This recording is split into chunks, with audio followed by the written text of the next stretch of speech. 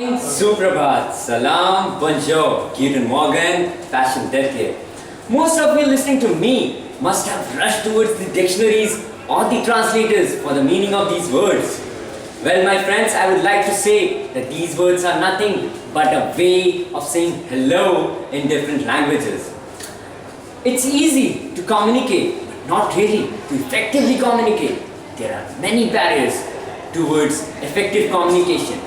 We, the team of Hanshal Nautiyal, Devavrat, Mathur, Lekhansh, Tyagi and myself Gaurav Sinha are here to present on one such barrier to effective communication. As we all know, there are more than 7,000 languages spoken all over the world. But due to this diversity in culture and languages, there are many ideas and thoughts of one culture which do not have an equivalent in another. So it causes a problem in translation. In the presentation today, we have discussed upon two topics. The first being the untranslatable words and the other, the untranslatability in phrases. Now, I would like to call upon Hanshal Nautiyal, who would discuss upon untranslatable words. Vladimir Kolobov penned down these immortal words. Wilhelm Zamkai, Kolobov, Gidia, Tosca, which literally translates to every night I dream about Tosca. But wait a minute, what about Tosca?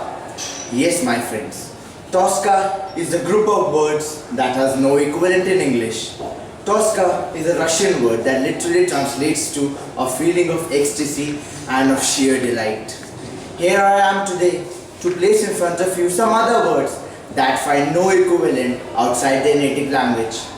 First example is that of a German word, Wilhelm Zamkai, which literally translates into the feeling of solitude in woods.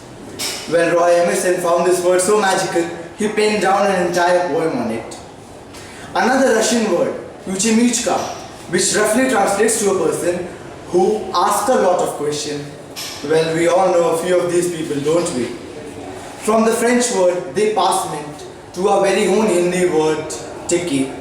From the Spanish word sombrero to the Portuguese word venkinchikski. There are a limited number of words that find no preference outside their language, and in this sense, I find English to be quite lacking.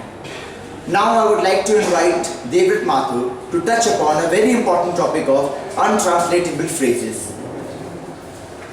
I don't give a shit. A very common American expression that almost all of us are familiar with. But how do you explain it to a housemate who just heard it from her rap listening, TV watching son? Will you say, "Main mal nahi deta"? Now that sounds very awkward and weird and reminds you of constipation. It's better to replace it with "mujhe koi farak nahi padta." This is an example where you replace an expression from one language to its equivalent in another one while keeping its meaning. But this doesn't work so properly every time. For example, the Hungarian saying, "Reggeli verdando mardando." Now, literally translated, this means the breakfast guest is not permanent. But if you replace it by an equivalent that he will leave soon, you completely lose its poetic feel. Just like these are ornaments, the idioms, the phrases, these are ornaments of language. And just like a European bride cannot find beauty in the ornaments of a Rajasthani bride, the ornaments of one language cannot always be properly translated into another. Now I would like to call upon my friend Lekhansh Tyagi to conclude our presentation. As you can see, that untranslatability is the unable to translate from one language to another. It can be both in words and also in phrases. Expression of one language can't be translated to another language. Untranslatability is due to two barriers, that is linguistic and cultural barriers.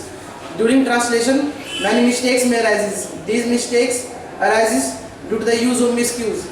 Miscues are incorrect guesses. Mistakes may arise due to the use of complicated sentences instead of simpler ones. These mistakes can lead to embarrassing situations and these mistakes can also change the meaning of a sentence. How to avoid these mistakes? These mistakes can be avoided by using simple language. These mistakes can also be avoided by translating not only the words but also their meaning.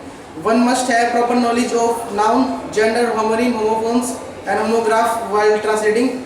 Remember, Language is the soul of a person.